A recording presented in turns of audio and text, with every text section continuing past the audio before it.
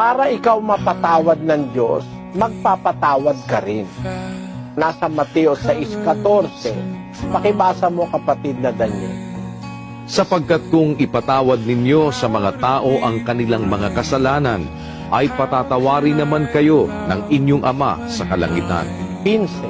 Datapwat kung hindi ninyo ipatawad sa mga tao ang kanilang mga kasalanan, ay hindi rin naman kayo patatawari ng inyong Ama ng inyong mga kasalanan. Ayun, yan lang naman ang kondisyon ng Diyos eh.